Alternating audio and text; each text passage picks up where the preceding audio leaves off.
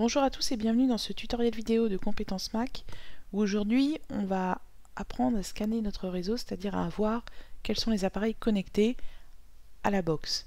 Alors si vous disposez d'une box de dernière génération, elle est équipée dans son gestionnaire d'outils qui permettent de scanner votre réseau et en un coup d'œil de voir qui est connecté et quels sont les appareils qui utilisent le réseau Wi-Fi par exemple, ou dans tous les cas qui sont connectés à votre box.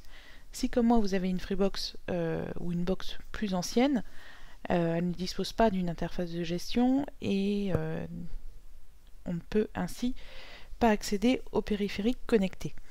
Donc il existe pour cela une petite application qui s'appelle IP Scanner, qui est gratuite et qui est en revanche limitée à 6 appareils. Si vous avez plus de 6 appareils chez vous ou si l'application détecte plus de 6, vous pouvez passer à IP Scanner Home, donc qui est ici, qui coûte moins de 5 € et qui peut aller jusqu'à 21 appareils. Voilà, donc une fois que vous avez installé l'une des versions, donc commencez plutôt par la version gratuite, ainsi vous verrez ce dont il retourne.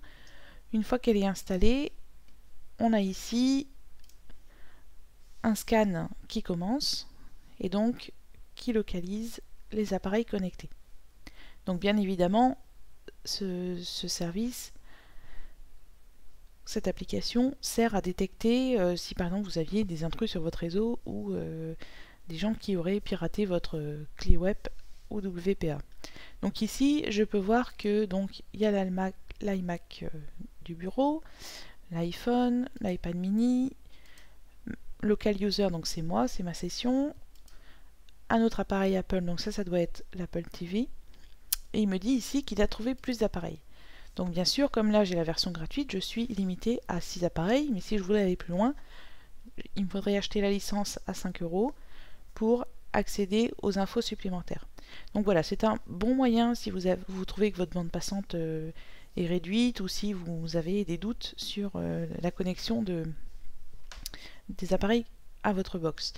Vous pouvez aussi par sécurité changer tout simplement le mot de passe Wi-Fi et ainsi voir si il a trouvé des appareils que vous ne reconnaissez pas, voir s'ils disparaissent une fois que vous avez changé la clé Wi-Fi.